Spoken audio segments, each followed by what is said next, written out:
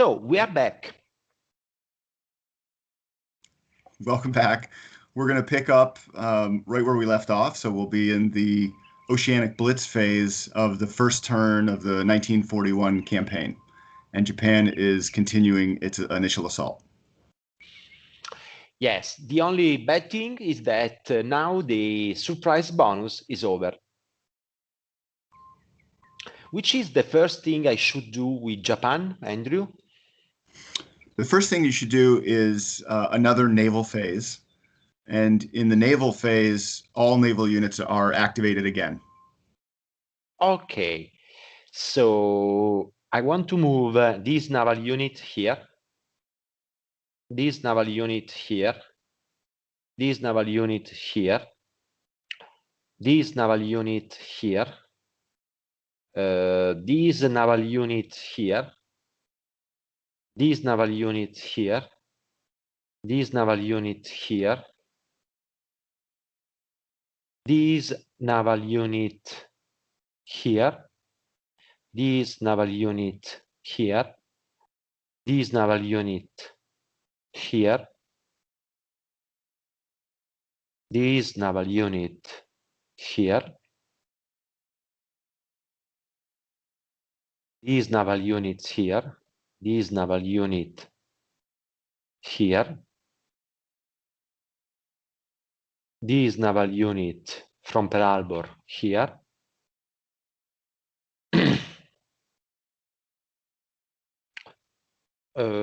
this naval unit from Pearl Harbor here, this naval unit here, this naval unit here, and this naval unit here. Oh, For those that have, oh, go ahead. Last thing, I want to move this naval unit here. I was just going to point out for those that haven't played Black Swan, naval unit movement is unlimited, except it has to stop when it enters a sea zone with enemy naval units. Yeah.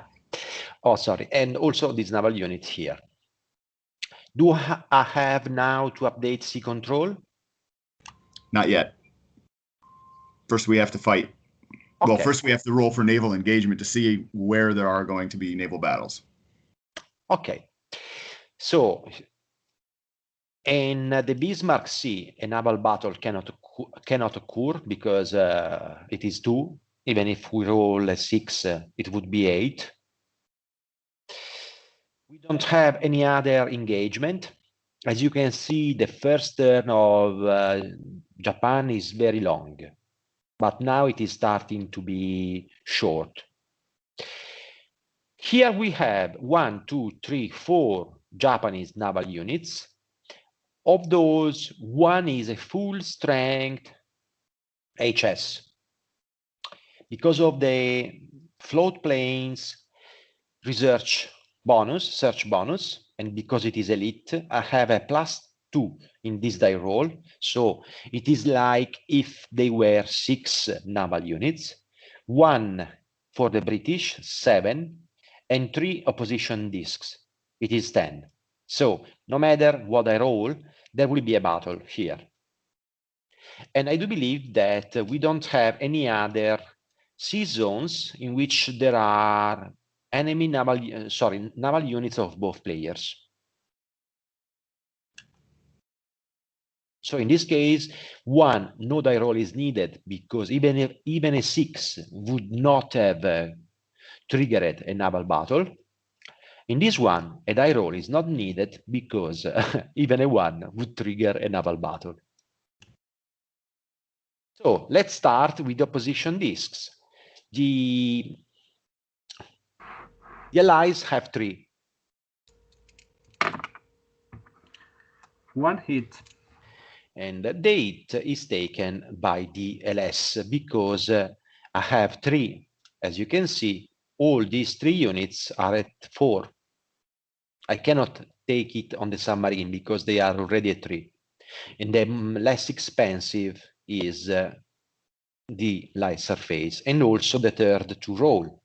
Now I roll with my full strength carrier. I roll 4 dice, and I hit 5 and 6 normally, but in this case, as it is unopposed, at 4 as well. Only one hit. One hit in this case is enough. So the British LS is eliminated. What do we have to do now? Update C control? Now we update C control, yes. Okay, in the Java C, it is 4-3, so the C zone is contested. In the Gulf of Thailand, it is actually 2-2, so it is contested. It is a lot to nothing. Here it is in the Philippine Sea, it is 2-1, so it is Japan controlled. Here it is 1-1, so it is contested. In the Tarawa Sea, in the Gilbert Island Sea, it is 1 opposition disk to 1 naval unit, so it is white contested. Of course, it is Japan controlled, and then we have to update Hawaii. Hawaii reverts to American controlled because they have 3 disks and 1 naval units versus 0. And Western Pacific, Japan controlled. The Ponins, Japan controlled. Central Pacific and Northwest Pacific, Japan controlled because they have 1 naval units. Kurili Island, Japan controlled as well. And the Western Bering Sea, Japan controlled because only Japan has a naval unit there. I do believe we have update C control. What That's else? a lot of orange. Sorry? I said that's a lot of orange. Yes, but So- not enough. Yes. So next is another seaborne operations phase. Any unit in a port, air or ground unit in a port can be activated, but only those that are full strength can participate in another amphibious assault. Okay, so let's mark all the okay, let's do like this. The 2 units in Peking are in a port, so they are activated. The 2 Japan units in Nanking is not a port, so they are not activated. I cannot move them. So actually I'm deploying them in forming a diagonal as a reminder. Let me see if I have any other unit that is not in a port. I do believe those 2 are the only ones. Instead, now I'm going to mark, just for clarity, with a light blue cube, all the Japan units that are at full strength and that are in a port. So those that are eligible for a seaborne operation.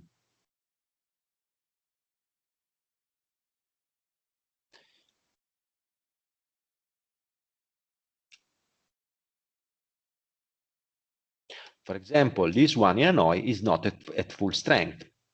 The one in Kota Baru is not at full strength. This one is at full strength. Also, air units to support a landing must be at full strength. So I'm going to deploy the light blue cube on them as well. Remember that to amphibiously assault an empty spot, an empty enemy area or island, I can use 1 ground unit alone. Instead, if the island or the coastal sea zone is occupied by enemy unit, I need 2 classes. So if I have done everything correctly, all these 1-step infantry in the Marshall are good for nothing. The 2-step infantry in Tarawa is good for nothing. The only 2 units I can use here for amphibiously assault are the 20 infantry in Guam And eventually, the 4-step air units in wake can support a landing in a range of spending maximum 3 movement points. Let me check what else I have. Okay. So let's do something weird. With this unit, so the elite 3-step infantry, I want to carry this over using this naval unit. And then from here, directly into the Bismarck Sea. Mind that this unit will be directly hit by one disc from the Philippine Sea and another die from the British light surface. Let me see what else I can do. Oh yes, there is something nasty I can do.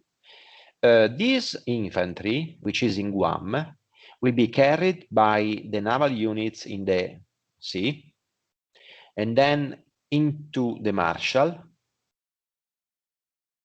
and then into the Wake Island Sea, and then into the Central Pacific Sea. Each time I cross a sea, I must spend a naval unit, and then into the Northwest Pacific, and then finally into the Western Bering Sea to amphibiously land in Attu. Let me see if, okay, those 4 units cannot amphibiously land because there is not any naval units in the adjacency zone. So I can already remove the flags. What about all of this? Okay. Amphibious, I would say that it is enough. So I'm making 2 amphibious landings this time. One is unopposed and with no opposition fire of any kind in Attu. So I'm going to get Attu and to add a small, or should I do it later? Technically, you should do it at the end of the turn. At the end of the phase. Yeah. Okay, sorry. And let's have a look. Sorry, Emanuele, you should put an orange marker on Guam because it was occupied by the Japanese and now they... Right. Thank you. Ecco fatto. What else? Just notice also that Emmanuel just removed the ops disk from Guam, because even though he still owns it, it's no longer garrisoned. It's only a garrisoned port that applies to the ops disk. Yeah. Is there anything else I should do? Southern Philippines? I mean, should I resolve the opposition disks now? Oh, sorry, yes. Okay. Yes. So there is one die from the Philippine Sea because of the opposition disk, because this elite unit is coming from Leyte. So it is in transit. Yes, but it will hit only at 6 because the zone is Japanese controlled, but it's a miss. Okay. And then enters the Bismarck Sea, which is contested. So here a 5 or a 6. And it takes 1 hit. And it takes 1 hit. Okay. What else now? Are you going to finish that landing? Okay. So the landing in Attu is very easy. Okay. The landing here, this infantry, where can land? Cannot land into Hollandia because the Dutch East Indies cannot be attacked on turn 1. Where can this unit go? To Admiralty, to Wewak, or to Rabaul? Which are the differences? The differences are that landing in Admiralty allows me to deploy only one disk, one opposition disk. Instead, landing in a red harbor, such as Wewak, allows me to deploy 2 opposition disks, one for each of the 2 harbors in the 2 sea zones of the bordering the land area. So, as I want to directly threat next turn Gili Gili, instead of landing to Rabaul, I land in Wewak.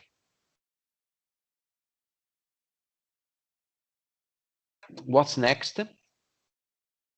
Next is land movement. If you wanted to do some land movement with the activated units, yes, they could only, they can either move into a friendly area, a vacant area, or an enemy port, but not an enemy. They can't use this for a normal land attack without a port. Okay. So as those units are not making any landing, I'm just removing the available for landings cube. The Japanese infantry in Miri can't do anything because they cannot attack Dutch East Indies, light blue territories, on turn 1. There is no naval unit, so this unit remains here.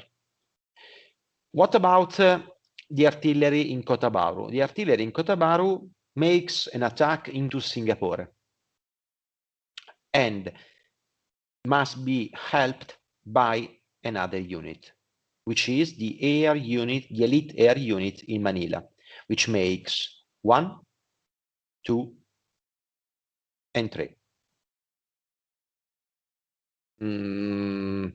What else? This artillery moves back in Canton. This infantry moves back in Canton. This 4-step air unit makes 1, 2, and 3 in Taipei. This 3-step air unit, this makes 1 and 2 in Hong Kong, while this one makes 1 and 2 in Hanoi.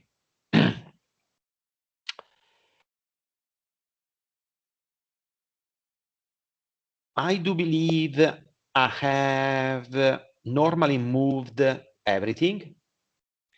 Do I have strategic movement now? You do, and I also just realized why you didn't bother to invade southern Philippines, because that unit's going to surrender at the end of the turn. Yeah. Yeah. Also, note that this unit, this infantry unit in Hanoi, can move here. And that's actually what I'm doing. Now, let's make strategic movement. I want to strategically move the elite infantry in Manila using this ship directly in Bangkok, because otherwise there is the risk that the British get Bangkok. What else? I have made 1 out of my 4 strategic movements. Why 4? Because I do control 4 strategic areas, which are Tokyo, of course, Nanking,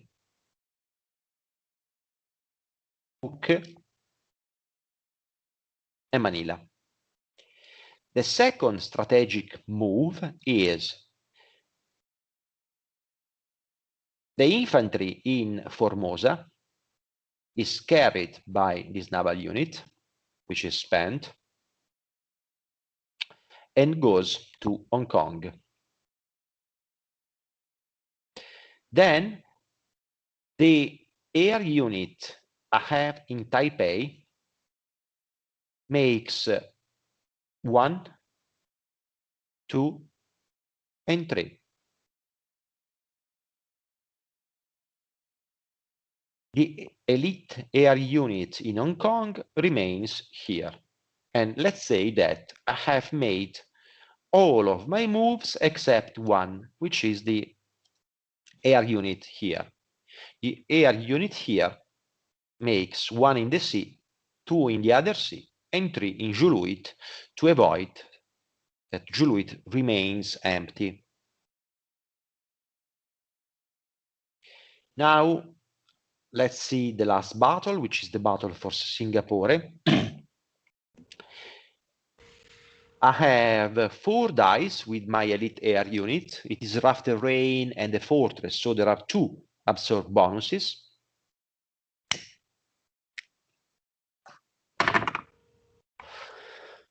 Two hits. Which are absorbed by the fortress. Now, we both roll simultaneously for artillery, 2 dice. If we score 2 hits out of 2, we get Singapore. If we don't, we must retreat. 1 hit for the Japanese and nothing from the Allies.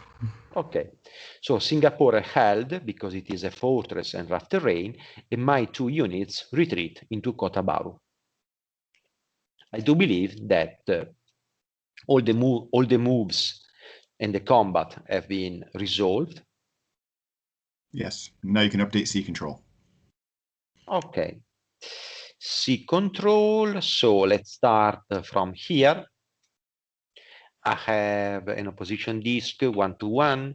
I have 1 opposition disk in the Bismarck because I control Nuova Guinea, and 1 in the Solomon Sea, which is tied,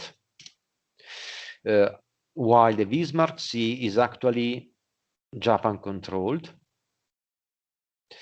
The Philippine Sea, this one is gone, is actually tied because it is 1 disk to 1 naval unit. I have a lot versus nothing here. I have 2 versus 2 here. I have 4 naval units versus 3 disks here, so it is the Java Sea is contested. I have 1 naval units and the sea control disk of Hong Kong, but also just as a remark, I have another sea control, another opposition disk here, and another one in Bangkok. Let me check. So it is actually 3-2 in the Gulf of Thailand, but the season remains contested. If I would have taken another naval unit here, or an air or a ground unit in Saigon, then I would have had 4 disks or 4 in a sum versus 2, and I would have deployed a control disk there. Let me check here. 1, 1, 1, 1 for Hiroshima and 2 for Tokyo because it is a victory area. This one is okay.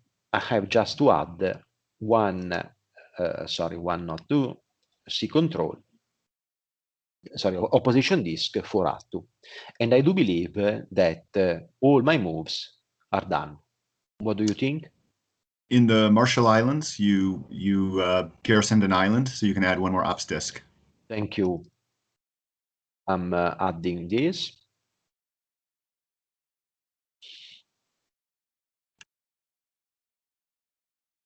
I do believe we did a good job. Well done. It's almost like you have practice attacking with Japan. I think there is another phase in this turn. Okay. There is. One? We go now. We know go to the final phase, and the first step of the final phase is the nation's surrender check. Okay, Philippines surrenders because Manila has fallen. So what happens to Manila? Sorry, The to the next- Philippines? Yep. After the nation surrender check is the unit surrender check. So since the nation surrendered, its units surrender. Okay. So both the units and the sea control and the opposition disk are eliminated. This unit will surrender to the Japanese and will provide 1 production point in the next Japanese production phase. Also note that the Philippine Sea turns Japan controlled because there are no opposition disks except the first carrier division in the Philippine Sea. As a reminder, I'm going to deploy a colored disk over the Philippine units in the Sea of Japan, or maybe here, as a reminder that the next turn, Japan production, instead of 35, will be 36. Yep. And then finally, we just go into the victory check. You did great, but not that great. I don't think you won just yet. No, because to win, Japan needs 7 strategic areas, and it has only 4, or 75 production points, but it has only 35. So you are right, we are far from winning the game. That's the end of the turn. Yeah. The Japanese turn.